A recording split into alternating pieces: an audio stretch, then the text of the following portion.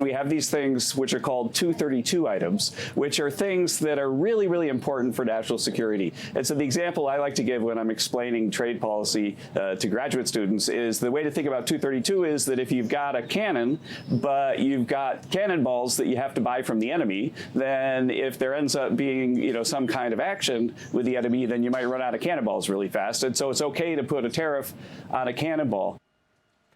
And Jamie Dimon made a similar comment. There's a difference between guns and T-shirts and guns and sneakers when looking at tariffs. Joining me right now is the chairman and CEO of NioCorp, Mark Smith.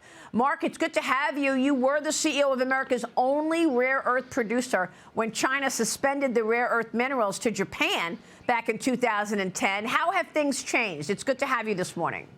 Well, thank you, Maria. It's an honor to be here, and I really appreciate the attention that you're giving to this. This is hugely important to the country, and you're absolutely correct. I had a front row seat at the movie theater in 2010 and watched that whole thing play out. We knew what has happened recently was going to happen again, and here we are. We're in the middle of this.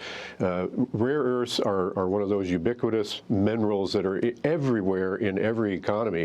And if we don't have access to these minerals, we're going to have some very serious economic issues worldwide, not just in the United States.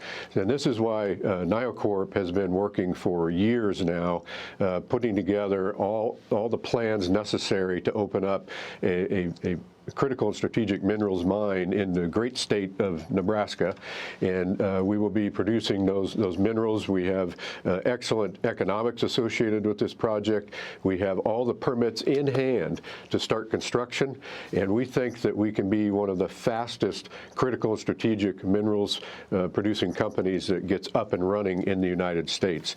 We've done a heat chart, so to speak. I'll put it up here so everybody can see it. NioCorp is actually the top row, and it's all green. Every other project that involves critical or strategic minerals in the United States has a lot of red and yellow associated with it. We can get up and we can be running faster than anyone else. And Maria, if I may, the reason why this particular project is so important is that we have multiple critical and strategic minerals that will be produced from here. We'll be producing niobium.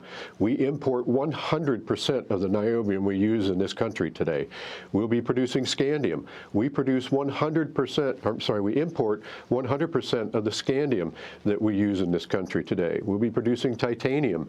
We import about 75% of the titanium that we need in this country today, and we'll be producing magnetic rare earth oxides, which we largely import into the country today. Very important within that rare earth space, though, is that we'll be producing two heavy rare earth minerals, terbium and dysprosium.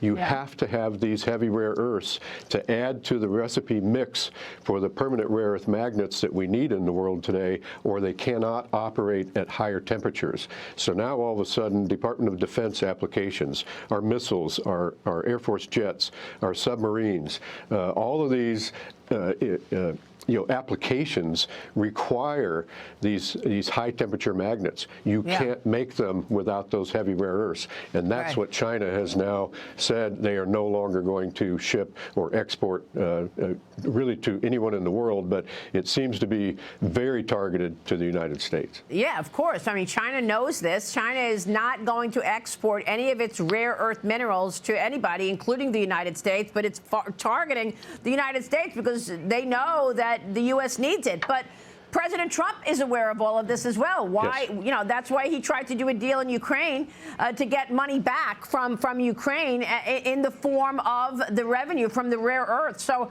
tell me what else you need to get this fired up, more production of rare earths in America. And you've said that Xi Jinping's family reportedly holds billion-dollar investments in Chinese rare earth mining plants. Bloomberg reported that in 2012, they held 18%, an 18% indirect stake in one company with close to $2 billion in assets, Mark. So this is also personal for Xi Jinping. It does appear that way based on the Bloomberg report. I'm glad you raised that because not a lot of people are aware of that story. So what do you need to fire up to ensure that America has what we need with regard to the military's use of these rare earth minerals?